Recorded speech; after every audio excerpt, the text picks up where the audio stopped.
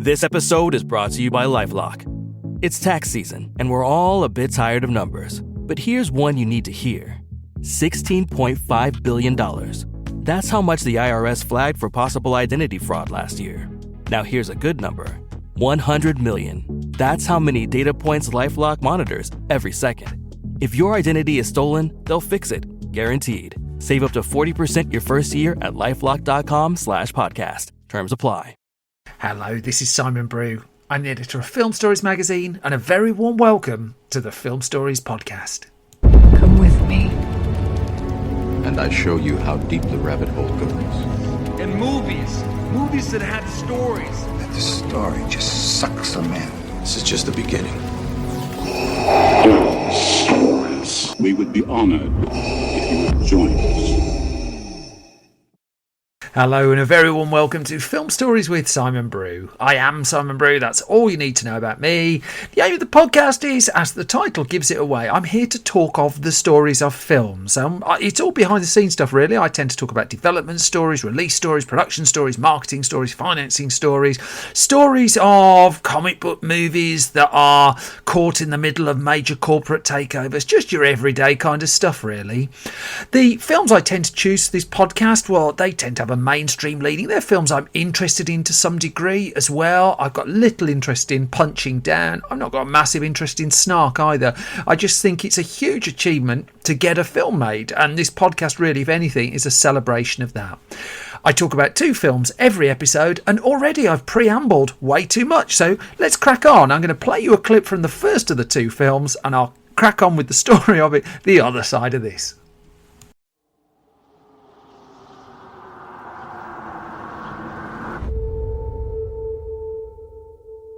What's the last thing you remember, Danny? He said we had to run.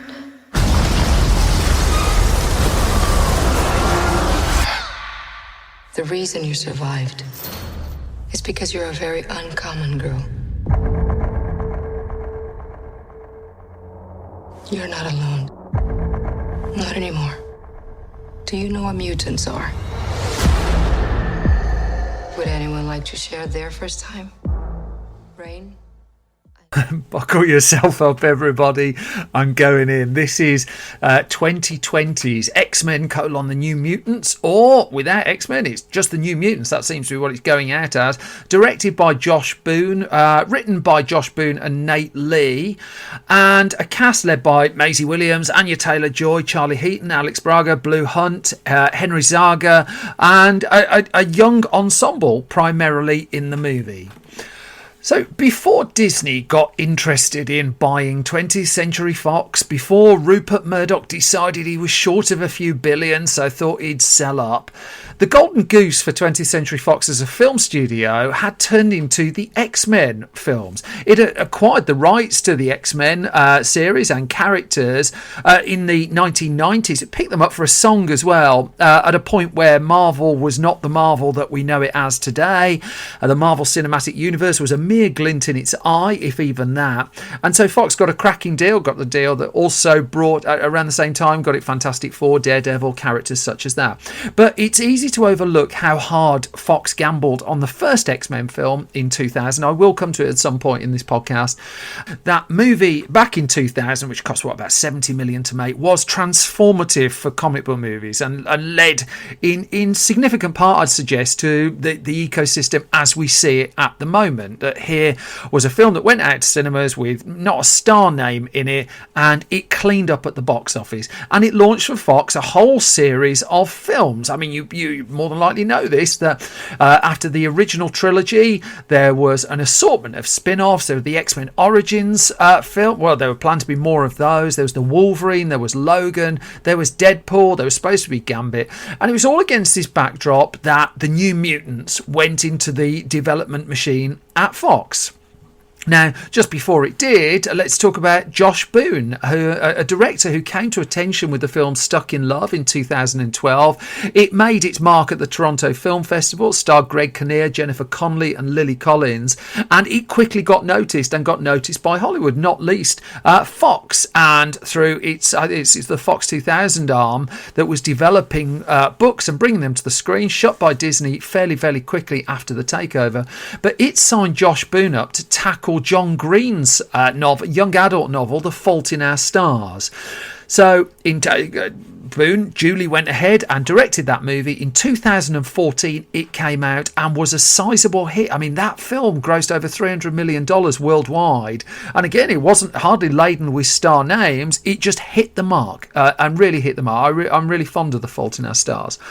But also of significance in 2014 was X-Men Days of Future Past. And I think it's fair to say that after the box office success of X-Men Days of Future Past, Fox had never had as much confidence in the X-Men franchise of movies, that the film was the highest grossing in the series to that point to date, and it duly helped kickstart a collection of films, not least X-Men Apocalypse, which would follow in 2016.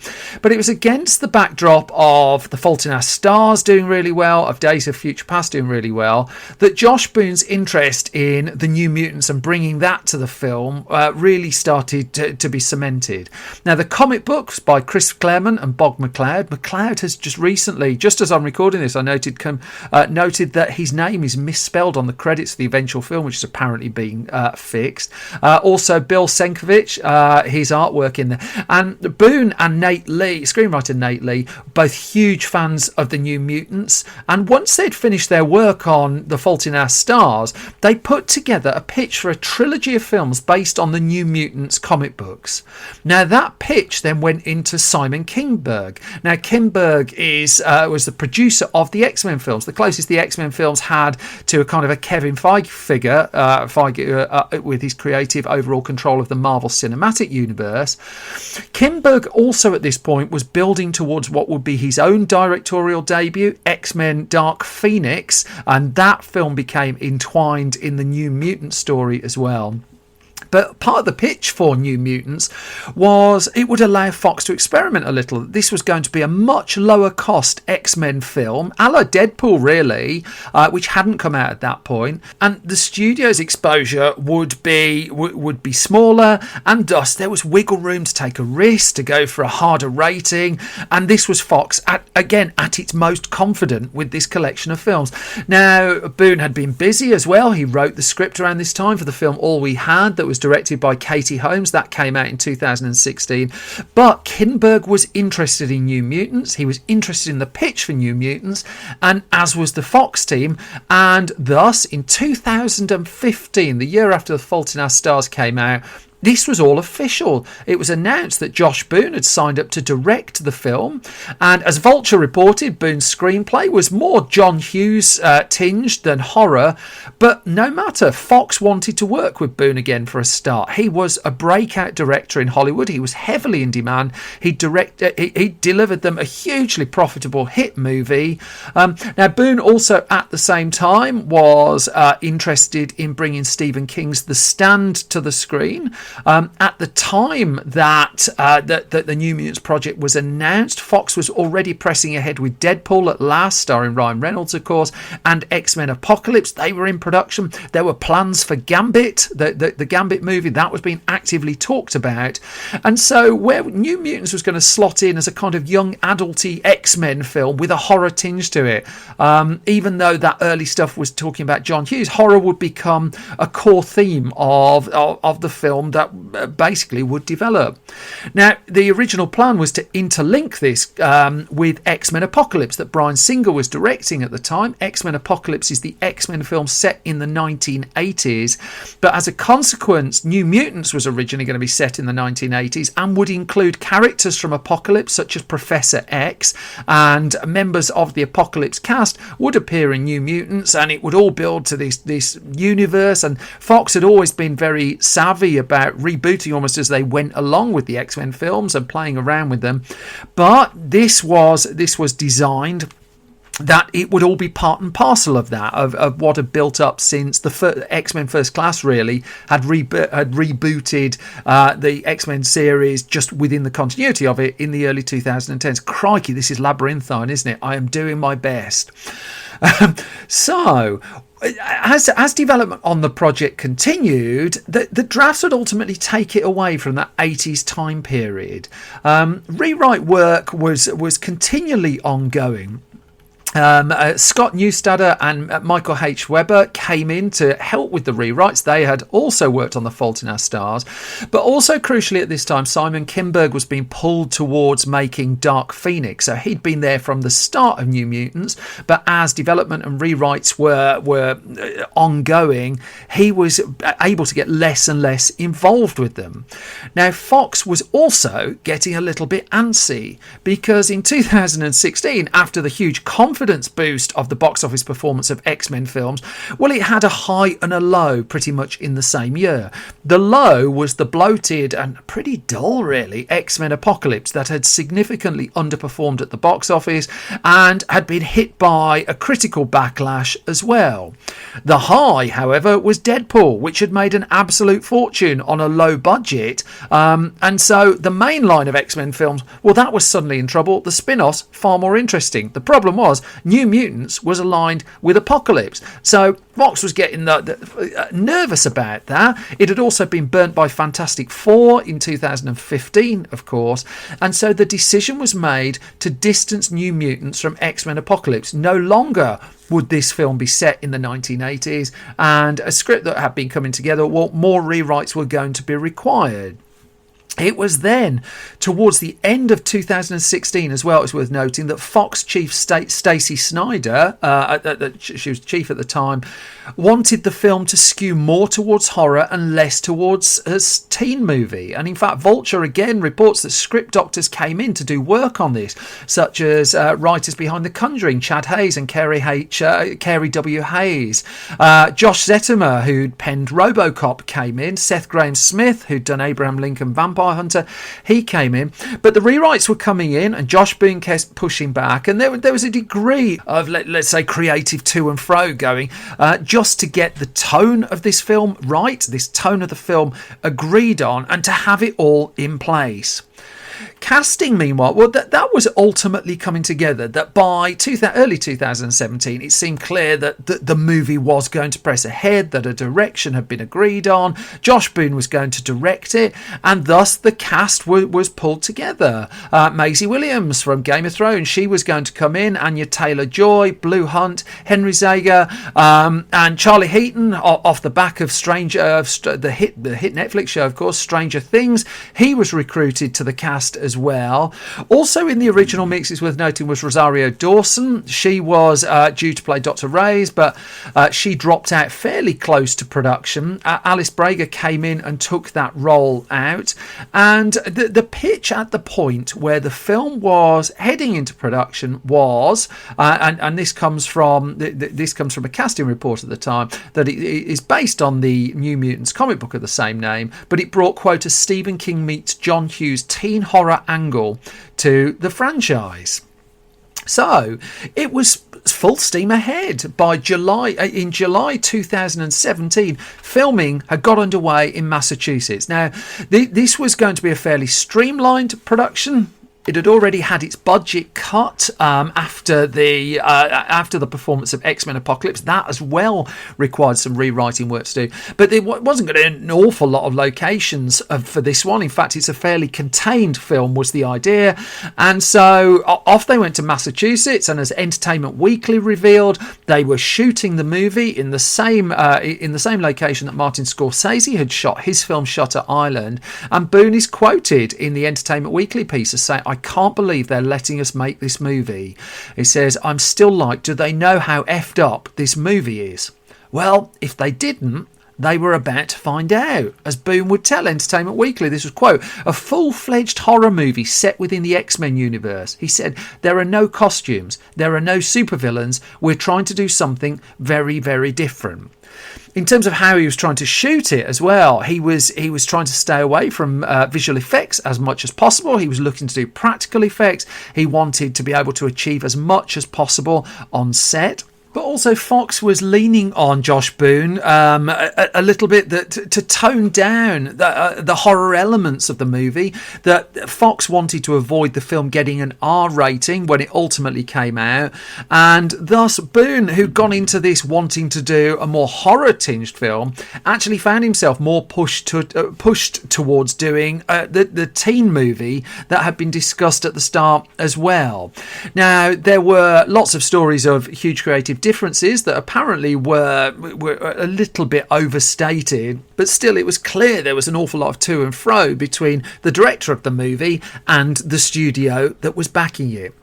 But then in the midst of production, something else happened that really altered the fortunes of New Mutants and set it on a separate path. That filming would wrap up on September the 16th, 2017.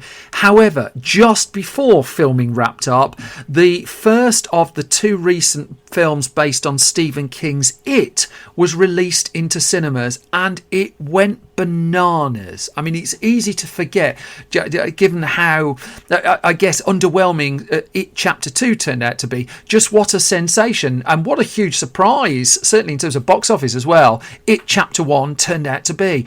All of a sudden, Stephen King films were back heavily on the box office radar. Horror movies were back on the box office radar. And given that Stephen King had been one of the touch points that had got Josh Boone into doing New Mutants, and that he was also still noodling around with a Stephen King project in The Stand, well, Fox decided that perhaps this whole thing should go more towards horror after all. In the midst of all of this, it's worth reiterating again that Simon Kinberg was then off working on another X-Men film, so his influence again was diluted. But as the first trailer for the movie, for New Mutants, came out October the 13th, 2017, and it played up the horror side of it, and the trailer went down incredibly well, so much so that it reinforced Fox's boardroom decision, really, that horror might be the way to go with this film. And thus, whilst it had built into the original schedule for the film a couple of days of extra filming, just as is built onto most movies or studio movies of a certain size, now there were thoughts of doing something a little bit different. So Boone would deliver his cut of the film, and apparently that cut of the film went down well. With Fox chiefs. It was tested as well and seemed to go down well. But Fox pushed back a little bit, arguing it wasn't scary enough. I mean, that It box office take was clearly something that the studio was striving for. But when it became time to discuss just what needed to be done to make it scarier, all of a sudden it sounded like far more savage surgery needed to be done than 3 days of extra filming would afford.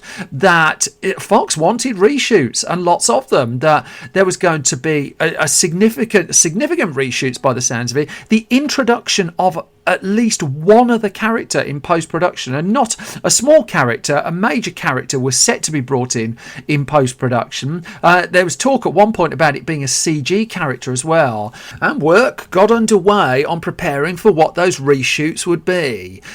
There was also, apparently at this point, a conversation, and this comes from a recent Vulture report, that at that point that it was discussed about just, as someone suggested, just writing the film off and starting from scratch. That the film had cost 45 million to get to this point, and if they had to spend that again, it's still going to be cheaper than your standard modern day blockbuster film.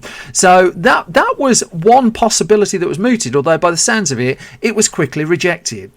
Now, the elephant in the room with this story was 20th Century Fox and its future, because poor Rupert Murdoch, well, how's he going to pay for Christmas if he's only got tens of billions in the bank? And he had decided that it was time to cash out of his Fox business. And Disney chief Bob Iger talks about this in his recent memoir, where he says that Murdoch approached him and said he saw the writing on the wall, really, for the film business, that because they didn't have any major investment in any kind of streaming service, and Disney did, he thought that Fox's days as a film studio might be numbered, and as a consequence, he wanted out while the price was at its highest. Disney was the top suitor for the Fox business, but not the only one. Comcast was also in the bidding, and it wasn't going to be quite a straightforward takeover.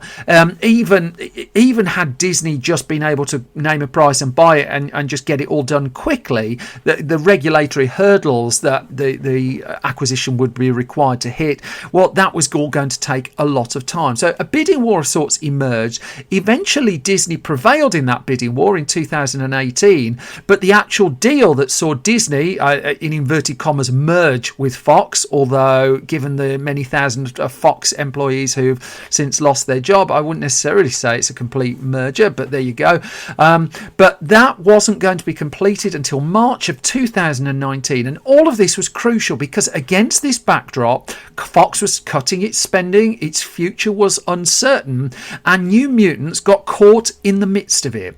That reshoots were being planned for this film, and by the sounds of it, I mean, it almost sounds like surgery akin to something like World War Z, whereby the last third of World War Z was redone in post-production and completely reshot, and it sounds like that was the degree of ambition that they had with New Mutants and the work that they wanted to do of that.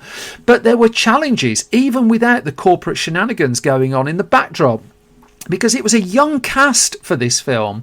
And first of all, reassembling that young cast was always going to be a challenge. That Maisie Williams alone, she was committed to Game of Thrones. Heaton was making Stranger Things. But also, it's worth noting, because the cast were young and time was ticking by, they were getting older. Now, I know I get a prize for stating the obvious there, but I think there's a big difference between someone in their 40s aging 2 years and someone in their early 20s aging 2 years, and how that changes how they come across. And that was a consideration that had to be borne when it came to discussing the reshoots. Now, there was a feeling that the reshoots would have happened had the Disney merger, inverted commas, not been going ahead, but it was, and this was all the cocktail that it was up against. So a first release date had actually been announced of April 2018. In fact, when that first trailer came out in October 2017, it was thought that the film would actually open 6-7 months after that trailer hit.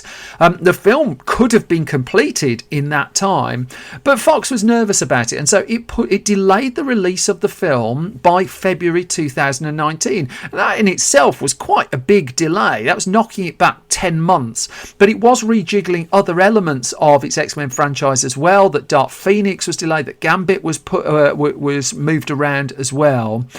And the talk at the time was the reshoots would be to make the film more frightening, to put in those extra scenes, and to shoot all this material in the middle of 2018.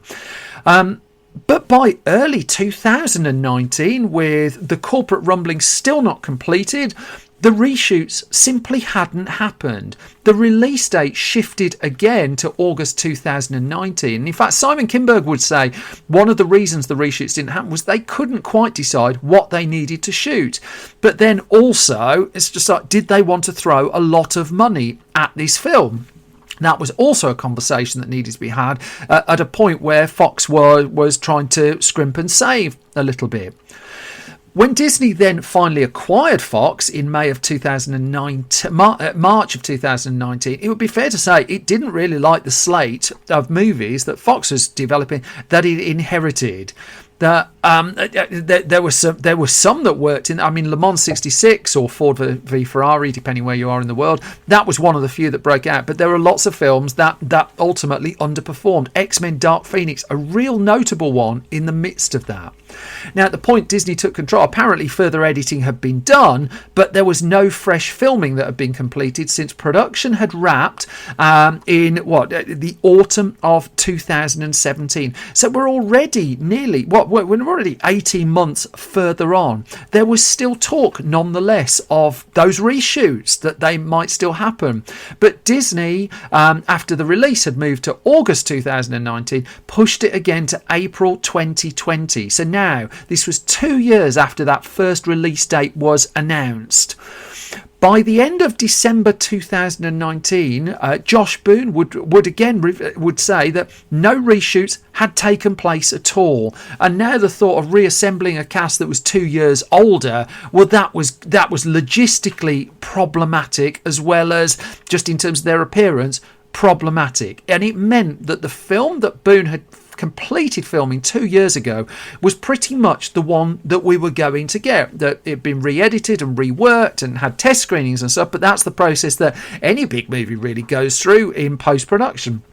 The whole idea of completely retooling it, well, it was clear that was out of the window. But also Josh Boone was busy, that the TV series of The Stand was moving forward, and that whilst New Mutants had been sat in limbo, he was heading off to do that. And it got to the point where Disney asked him to return to the project, which he duly did. He remained committed to the film. He wanted the film out, but Disney, at the point Disney asked him back, a lot of his crew had moved on to other things. His editor had gone on to other things, and so needed to bring a new editor in to lock the film down. The visual effects needed to be completed.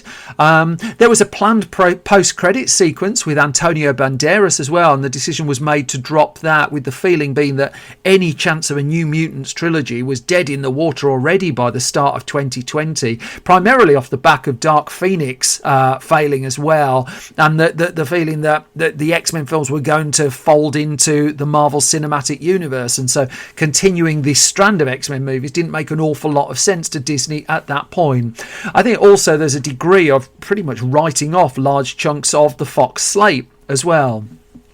By the time Boone got back into the edit suite for the movie, he had been off the film for a full calendar year. To give an idea of just the length of delays, this is pretty much unprecedented for a modern comic book movie.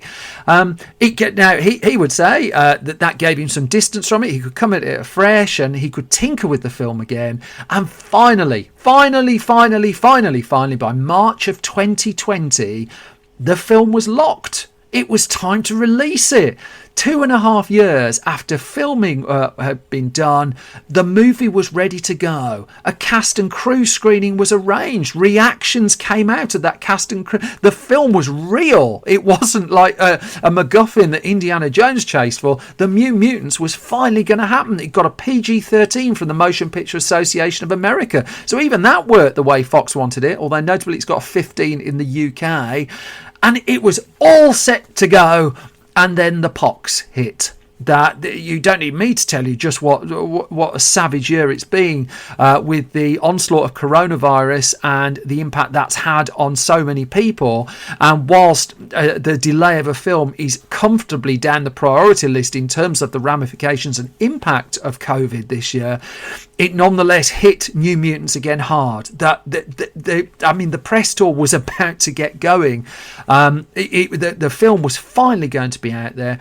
And then the release date had to be cancelled. And it just went off the schedules for a while. And the feeling was that, as Disney had done with its Artemis Fowl film, which also had bounced around the schedules quite a bit, that this was going to be released to its streaming service, Disney+. But there's a problem with that as well, because Disney Plus has a PG-13 ceiling in the US. That one of the things it trades off is the fact that you get the Disney name, you get family appropriate entertainment. And in the case of New Mutants, well, it wasn't definitely it was going to get a PG-13, but even though it did, it's at the harder edge of PG-13. Could Disney just put this film on Disney Plus or the other streaming service it owns in the US, Hulu? And conversations about doing so apparently took place. But, credit to Disney, in the end, it decided, no, it's going to press ahead and go for a cinema release.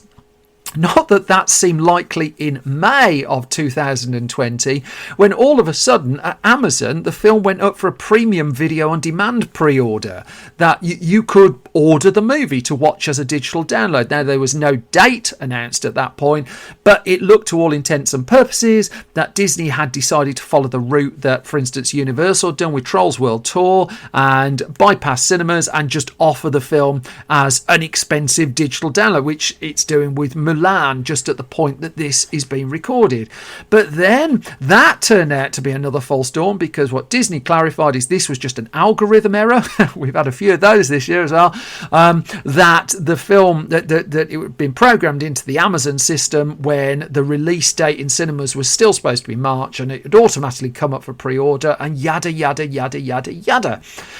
Finally, then, a new release date for New Mutants was set for August the 28th. And when the announcement came out, I don't think I'm going out on a limb to say that nobody believed it. In fact, was this film real? Who knew?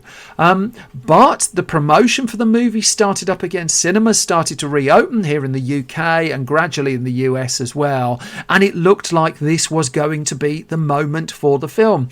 There was a critics screening organised in the US, one single critic screening from what I can understand, which the majority of critics seemed to boycott over safety concerns over the way that Disney had organised it. But then conversely, I do have some sympathy for film companies trying to organise things like this in current circumstances and doing an awful lot of pathfinding.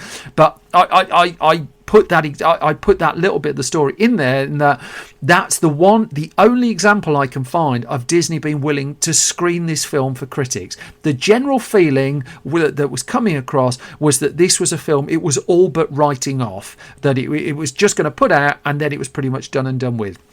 Now, I'm sure as part of the accountancy process of doing a big inverted commas merger, there are all sorts of ways you can write off costs of previous films and stuff like that. So I would imagine it's fairly cost neutral when it actually comes to the Disney balance sheet through basic accountancy, although that's not my area of expertise.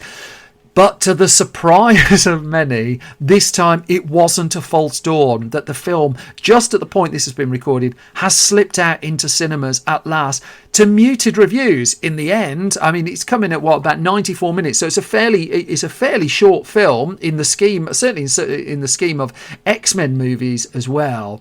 And ultimately, it seems to have cost around 65. I'm seeing costs of $65-70 million to make in the end, and it's been released now in an environment where its chances of recouping that at the box office are fairly slim, and the feeling is it will probably get put out on a home service before the end of the year, and that will in itself bring to an end an X-Men series of films that has spanned 20 years and been pivotal in the changing of blockbuster cinema.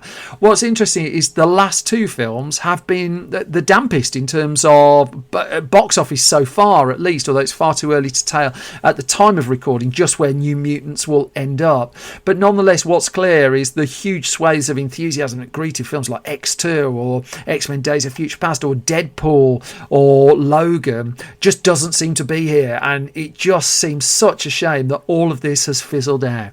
There seems no chance at all we will get a trilogy of New Mutants films. In fact, there's been pushback as well from one or two of the comic book creators. Bob McLeod's had one or two things to say that's worth looking up. And it just seems to have just ended all with a bit of a whimper. Nonetheless, I think, particularly with the saga of this story as well, it's just a miracle the thing has come out at all in the end, and that people like ourselves can finally get to see it. And that has brought me, after a very long time, I'm sorry, I got that story down as quickly as I could, but I'm at the midpoint of the podcast. So just a couple of bits and bobs before I move on to the second film I'm going to talk about. If you like this podcast, I am an independent publisher without any company behind me. It is me in a room doing my best, basically. I have got this far purely off your word of mouth. If you like this podcast, please do subscribe to it. Please do, if I can persuade you, leave ideally a hugely positive review of it. It is that is helping me keep going. I'm also at the point this podcast is being recorded. Look, I'm crowdfunding to keep my film magazines going, Film Stories and Film Stories Junior, keeping them going well into 2021. You can find all about that at my website, which is www.filmstories.co.uk. Independence of voice and opportunities at their heart, and I'll waffle on about those over at the website. But I'm hopelessly running over for this podcast already, so I'm going to crack on with the second of the two films I'm talking about in this episode. I love this one. Let's go to 1999 and I'll play you a clip.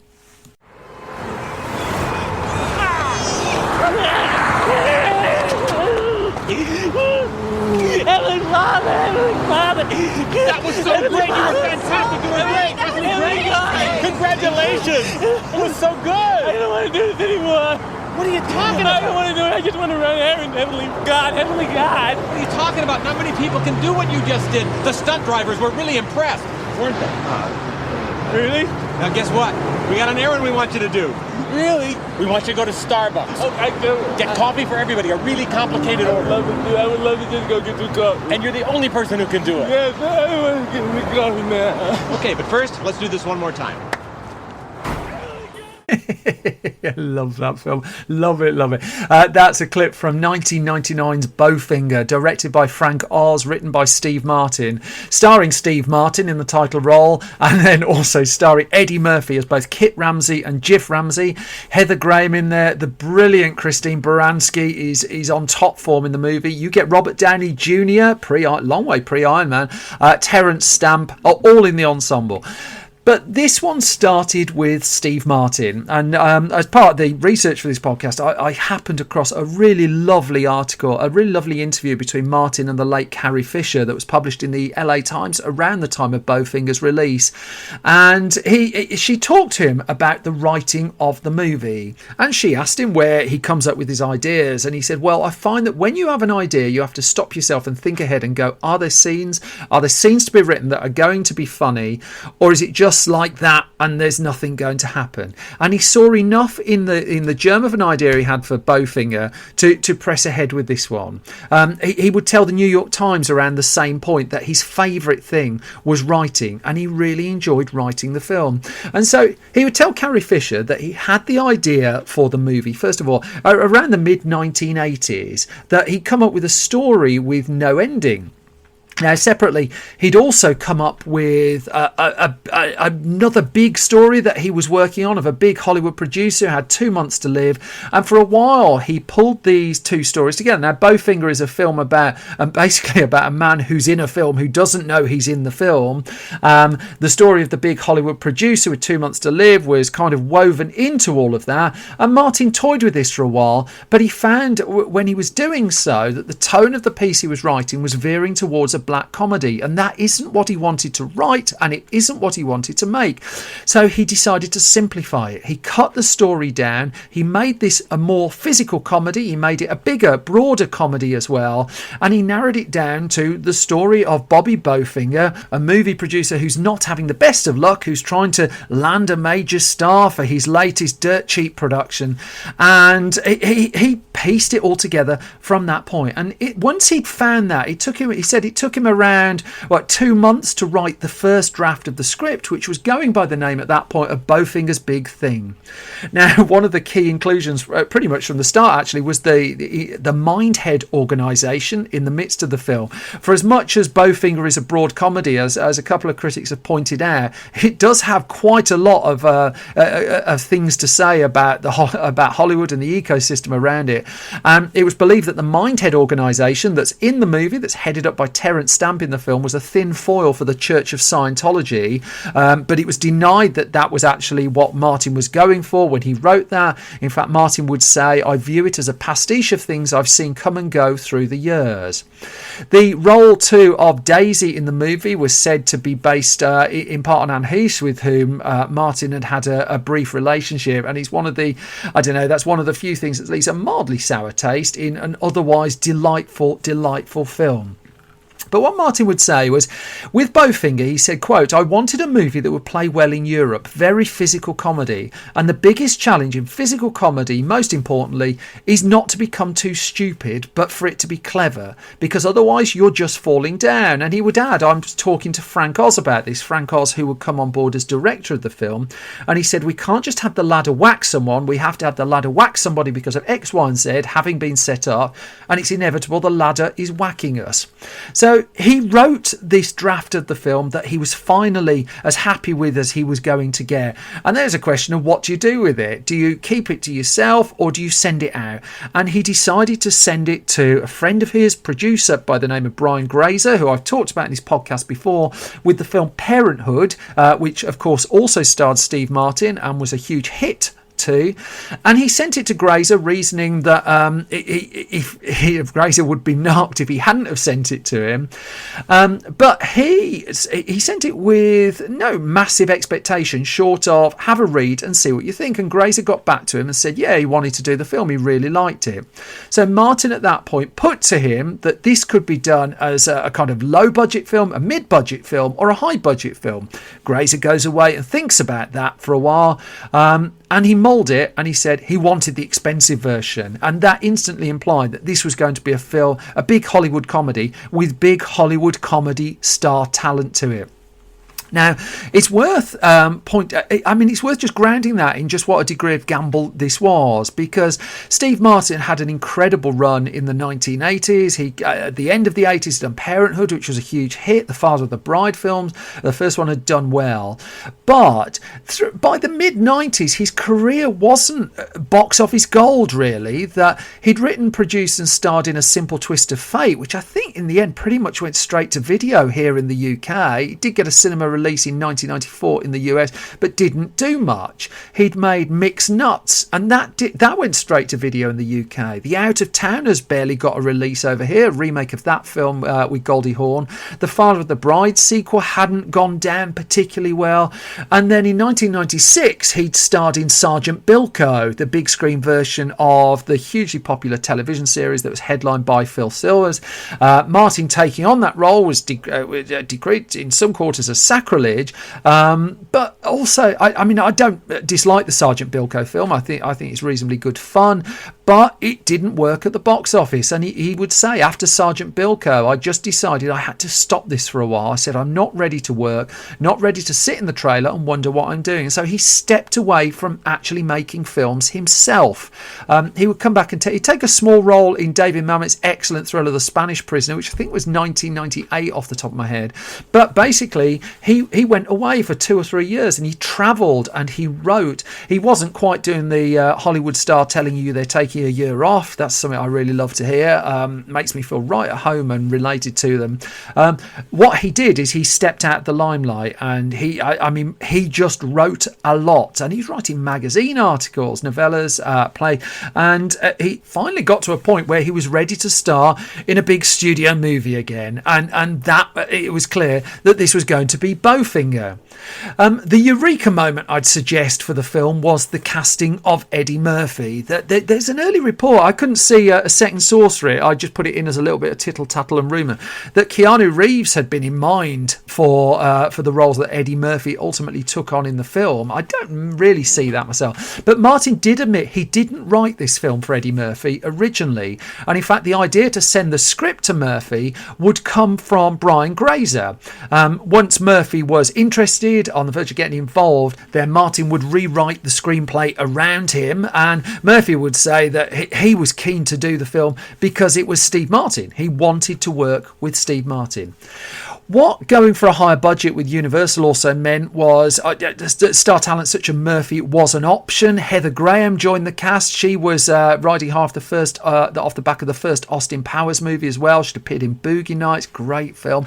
And also it meant that Frank Oz could come along. Now, Frank Oz had a hit with In and Out a couple of years before, but also he'd worked with Martin and they'd enjoyed a lot of success over 3 movies before. The Little Shop of Horrors, in which Martin has a memorable supporting role, of course.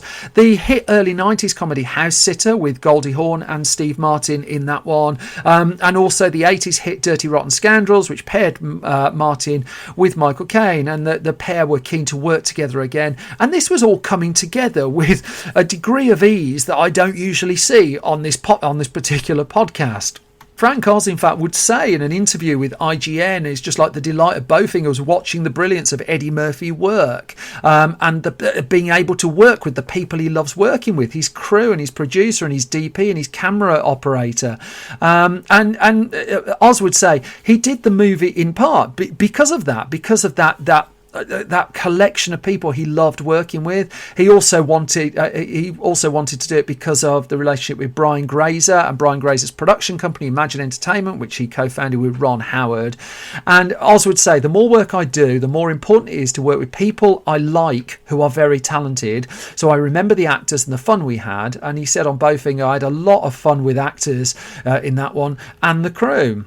Now, it's worth noting that because of the involvement of Murphy, who did agree to sign on the dotted line, there was going to be some scheduling jiggery-pokery, really, because at this point, Eddie Murphy was in the midst of his latest career resurgence.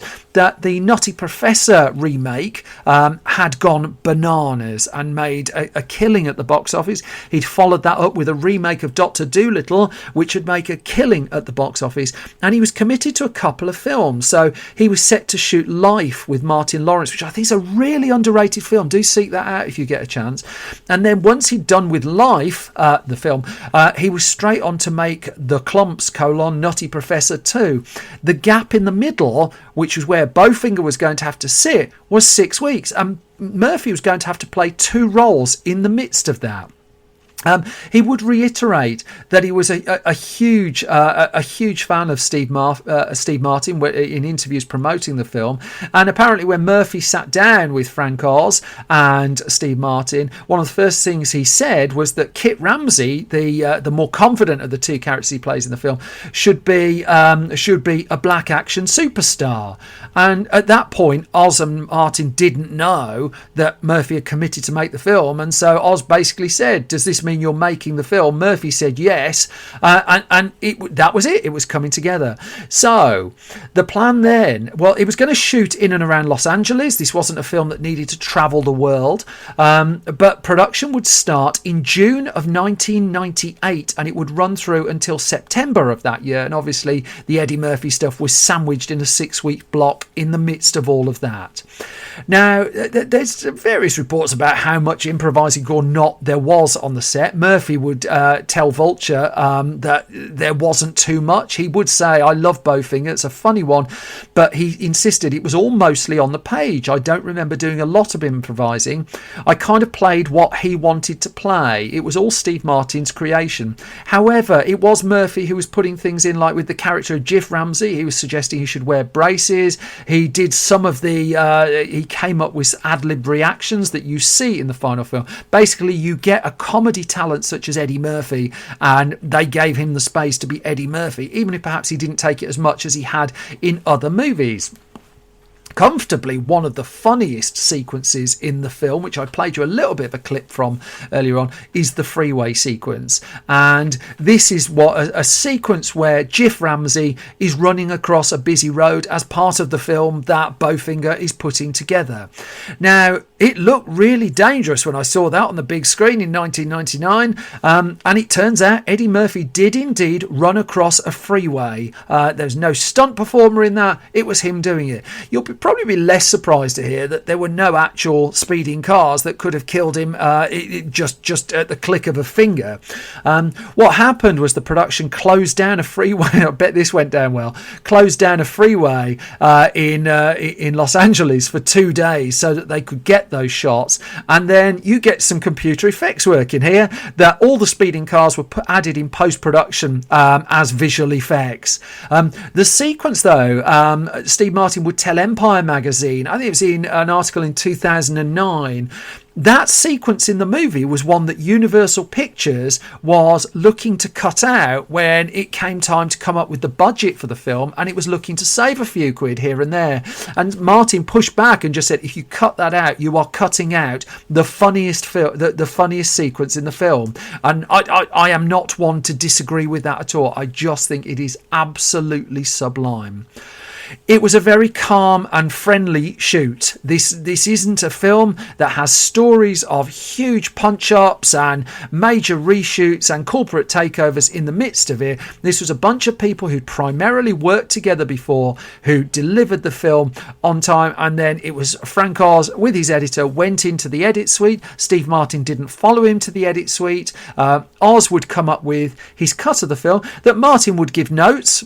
He would have input, but such was the working relationship between Steve Martin and Frank Oz that was kind of shorthand there, and a mutual trust between the two of them. What Martin would do was sit in on the test screenings for the movie, of which there were a few, and they continued to tune the film. He would give notes again off the back of the test screenings, but he'd say he would enjoy them on the whole, but with one notable exception. Let's go back to that Carrie Fisher interview at the start. He said early on we had a very bad screening, and he said the problem was they forgot to throw the Dolby switch, so you could only pick up like every third word. It was a nightmare. I wanted to kill myself because I knew it wasn't the film, it was the Dolby switch. And he said then a part of me's going, I hate myself, why did I ever do this? And it's all part of that really interesting conversation the two of them have as to basically why creative people put themselves through the mill on projects such as that. But Martin would then add, it's just like, then we had the problem fixed, and it was like a miracle, an extreme response, a big change. I mean, who would know when an audience can hear the dialogue of a film, they like it more? Well, Christopher Nolan wouldn't, but in the case of Bowfinger, it clearly helped that the aforementioned Dolby switch was pretty much switched. He said also, I mean, one of the things that Martin had been looking to do with Bowfinger was do something that was kind of tonally against where comedy was starting to go. Big studio comedy was starting to go towards the end of the 1990s. That one of the biggest hits had been There's Something About Mary. And for Universal, the same year it put out Bowfinger, well, it had an enormous hit with the first American Pie film, which is one of the most profitable films it made that decade. And as Martin said to the New York Times, at the point that that Bowfinger was being released, he said, here's a movie I know is funny, but it's not vulgar and it's not dirty, and right now the focus is really intensely on vulgarity, so it's kind of a litmus test that he was curious whether an audience would go for that, whereas all the box office rooms were suggesting that what they wanted was filthier comedies, really. Now, the film had actually found itself scheduled originally for July the 30th 1999 in the US. It would be pushed back to the end of August 1999. This was the summer of Star Wars The Phantom Menace, so there was a lot of caution about when to pitch the release of your film. Then it was brought forward to August the 13th, and at the point the film was wrapped and ready to go into cinemas, before the marketing costs kicked in, this one had cost Universal about $45 million to make. The release, thankfully, went well. That the movie, I mean, it had been put in an August slot for a start, and August was generally, at the late 90s, it was still regarded as almost a graveyard slot, really, that you didn't put your huge blockbuster movies there. I think it was Guardians of the Galaxy that really changed how August programming at cinemas was perceived. But if you go for mid-August, that's a fairly safe slot to put a middle-budget movie into. In the case of Bowfinger, it would open to strong reviews. It was well received, not least Eddie Murphy's performance. And I mean, I know I go on a bit of a limb here. I'm bound to get some pushback for this. I just think it is one of his best performances of all time. I think in Bowfinger, both he and Martin are exceptional, but for Murphy, it is an absolute masterclass. And I've seen lots of Eddie Murphy films, some brilliant, some not, where he plays multiple characters. He just absolutely nails it here. I think it's such a consummate skill, which I'm hugely jealous of. Let's just say I couldn't do it. To the surprise of many, August of 1999 was not a quiet one at the box office in the US. It's worth noting that. It kicked off with the opening of the remake of the really good remake of the Thomas Crown Affair that MGM had put out at the end of July, that was playing heavily into August of 1999. But also a film had opened the week before that you might have heard of called The Sixth Sense, and as much as it had a movie star at the heart of it, nobody saw the huge success of that film coming. I mean, that would gross nearly $300 million in the US alone, and was gigantic. Bowfinger would be number 2 at the box office in its opening weekend because of the gigantic word of mouth success of The Sixth Sense, which held over from the week before. The other new openers that particular weekend were Detroit Rock City, which came out from New Line, and Broke Down Palace, and a couple of films that perhaps deserve a little more than they ultimately got.